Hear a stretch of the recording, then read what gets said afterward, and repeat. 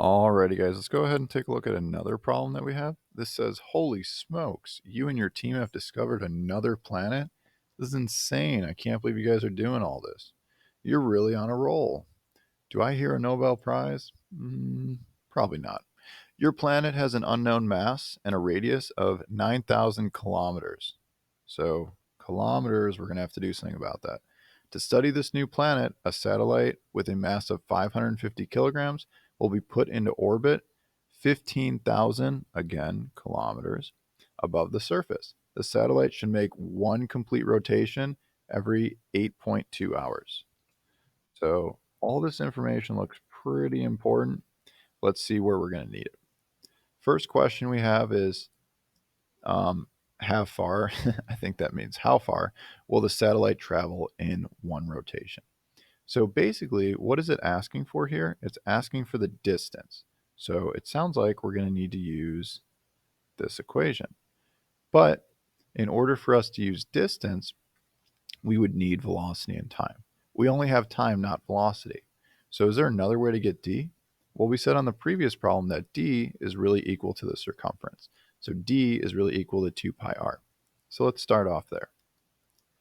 And we can draw a picture really quick for those that are a little confused. So here's my planet. Here's the satellite. The satellite's orbiting just like this. So the distance that the satellite orbits is just the circumference.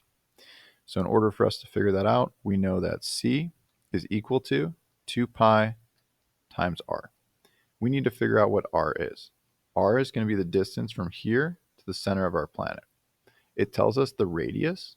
So the radius of the planet is 9,000, and that's kilometers. So we're going to convert that to meters by adding 3 zeros. And then it also says that it's going to be put into orbit 15,000 kilometers above the surface. So 15,000. And again, that's kilometers. So I'm going to add 3 more zeros. So if we're looking at our picture, this part from here to here is our 15,000. And then this other part from here to the center of our planet is going to be our 9,000. So r is going to be these two numbers added together. So let's do that. So r is equal to 15, and it's not 15,000 anymore. It's going to be 15 million because we're in meters. Add the units here so that we know what we're talking about, plus 9 million. Okay, now all we do is plug it in and solve. Doing so, we're going to find out that the distance that our satellite travels in one rotation should be 1.51 E8. And we're talking about distance here, so we're going to need meters. Okay, let's take a look at number 2. Number 2 says, how fast will it be traveling? So how fast, what is that talking about? Well, how fast is speed? And speed is velocity. So now it looks like we're actually going to work backwards from what we did in the previous problem. We know the time. It's given to us right here. We just solved for the d, so we have that. So now we're going to solve for v. So let's go ahead and rewrite that equation. D is equal to v times t. And then if it's asking us for how fast, let's just get v by itself. So to do that, we're going to divide by t. So we end up with v is equal to d over t. We just solved for d in our previous problem, and we know that time, again, is given to us, which is 8.2 hours. So here's the mistake that some people make. Time is in hours, but velocity is in meters per second. So we need to convert this hours over to seconds so that we have the right units, because distance is already in meters, but time is not in the correct units. So how do we convert it over? Well, we know that there are 3,600 seconds in 1 hour. So we're going to have to multiply by 3,600 seconds. Hours cancel out. We find out that time should be equal to, got to grab a calculator for this one. We got 8.2 times 3,600. My time should be 29,520. So, oops, what is going on here? There we go. 29,520. And let's use the units, seconds. So all we got to do now is take our time, take our distance, and plug it in.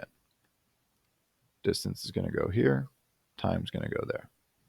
Doing so, we solve and we find out that our velocity should be 5,108.28 meters per second. All right, we're like a quarter of the way there. Number 3, what is its centripetal acceleration? So now we got to solve for centripetal acceleration. So let's see what we got. Centripetal acceleration we see right here is AC is equal to V squared over R. Well, this one's pretty easy. It's already solved for us. We have V, we have R. This should be a piece of cake. So let's rewrite this equation. AC equals V squared over R. Again, we just solved for V. It's right here. So I'm going to take this, plug it in right there. And then R, well, we need R, right? R is right here. R is these two distances added together. So when we add these two distances together, that's going to be our R value. I'm going to rewrite it just in case we messed up or something. So we have 15 million plus 9 million. That's going to give us 24 million. So I'm just rewriting R here so that we have it out in the open. Now we just take our numbers and plug them in. Doing so, we're going to get that our centripetal acceleration is equal to 1.09. Since it's acceleration, it's going to be meters per second squared. Alrighty, let's take a look at number 4. What is the force of gravity exerted on the satellite by the planet? So Fg is equal to big G m1 m2 over r squared. But there's another way to figure it out. We know that Fg over m is equal to little g. We also know that F net over m is equal to a. So this question is a lot easier than we think it is.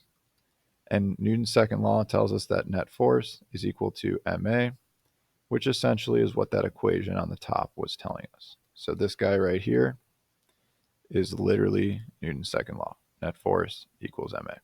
It's just rewritten to solve for a. So doing so, we know what a is. We just solve for it. And then m, well, that's what we need to see if we're given or if we need to solve for that. If we look up here, we're actually given the mass, so we don't need to solve for it. So the mass of our satellite is 550. And then the acceleration, which we just solved for, is 1.09. So all we have to do is just plug those two in, because the net force in this case is force gravity. The only force holding this satellite into orbit is force gravity of the planet.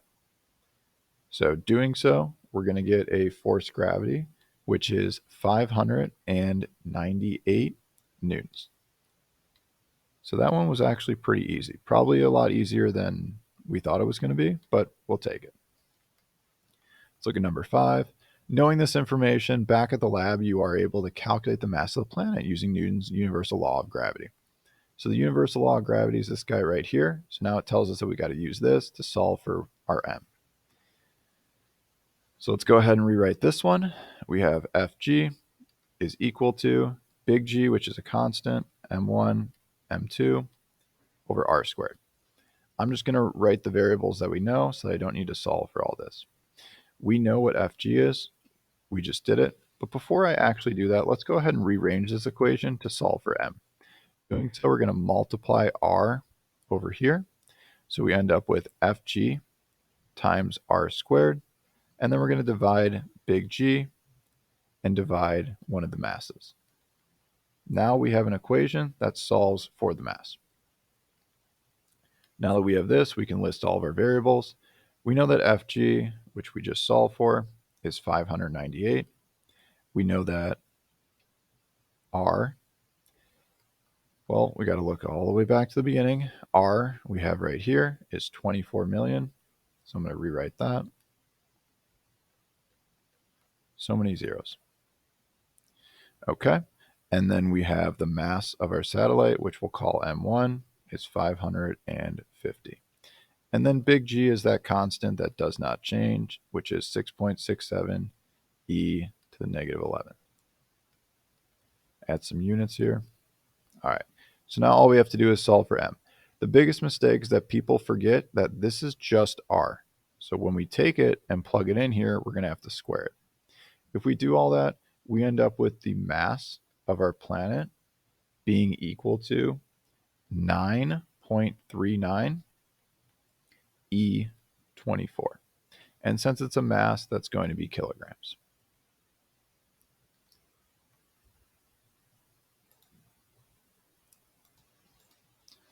All right, continuing where we left off, we have a rover is launched to explore the surface. What is the acceleration due to gravity felt by the 500 kilogram rover? So we have our planet, which we just solved for the mass, and we know that our planet has a radius. And that radius of the planet, it said, was 9,000 kilometers. So 9,000 kilometers, which we know is just 9 million meters. If the rover is launched to the surface of the planet, that means that it's right here now. It is just standing on the planet, which means that the only r that we're concerned about is the radius of our planet. If we want to solve for the acceleration due to gravity, we're going to need an equation that has g in it. So little g stands for gravity. So in order to do that, we have little g is equal to fg times m. So this is actually one of the more difficult problems on here, but let's work our way through it. Little g equals fg over m. But we know that fg is really equal to big G m1, m2 over r squared. So we're going to take this and plug that into there. So we end up with our little g, or the gravity on that planet, is equal to g m1, m2 over m times r squared. There's 3 m's here, but 2 of them are the same. So m1 and this are the same, meaning that the only m that is left is going to be the mass of our planet. How do I know that it's the planet's mass? Well, because it's the acceleration due to gravity of the planet. So the planet is the one supplying this acceleration. So that's why I need the mass of the planet here. Okay? So all I need to do now is just plug my numbers in. The mass of the planet, I'll call it MP, I guess. So I'll rename this MP. Got to look above at what I just solved for. The mass of the planet is 9.39 E24. So 9.39 E24 kilograms. And the radius of the planet is 9 million meters. And again, this radius is different from what we started off with because now the rover is on the surface, where before it was orbiting around the planet. Okay? All we need to do is take these numbers and plug them in. G, I'll just remind you guys in case you forgot, is still 6.67 e negative 11. Doing so, we find out that our little g is going to be 7.73 meters per second squared, because it is acceleration. Cool. So that's actually pretty similar to the Earth. The Earth is 9.8, 7.73 is pretty similar. Last question says the weight force of the rover on this planet. So this should be the easiest question. This should only take us a few seconds. Weight force, well, weight is just Fg. So Fg equals G m1 m2 over r squared. So we could use this big old equation, or we could just kind of cheat here. And we know that on Earth, Fg is just equal to mass times little g. Well, we're not on Earth, so our little g is not 9.8, but we just solve for our little g. It's right there. Little g is 7.73. So the weight, or Fg, on this planet is going to be equal to the mass of the rover, which is said the rover is 500 kilograms. So 500 times little g. Little g is just 7.73. So if we multiply those two together, we find out that our weight should be 3.87 E3 newtons. Cool. We also could have taken the really long approach and used this huge equation. I don't recommend it, but I guess we could have if we really wanted to. So if we did take that super long approach, let's see if we can do it really quick. We have Fg equals big G, M1, M2, R squared. So M1 is the mass of our satellite, which was 500. M2 is the mass of our planet, which is 9.39 E24 kilograms. And then R was the radius of the planet, which was 9 million meters. G is a constant which does not change. We have it up here. We just have to multiply all these together, which would be a lot of math, but we'd still end up with the same answer or relatively close. Obviously, this way is a little bit more accurate, the pink way, because it has all the specific numbers, but we'll take the shorter way because it was quicker and easier.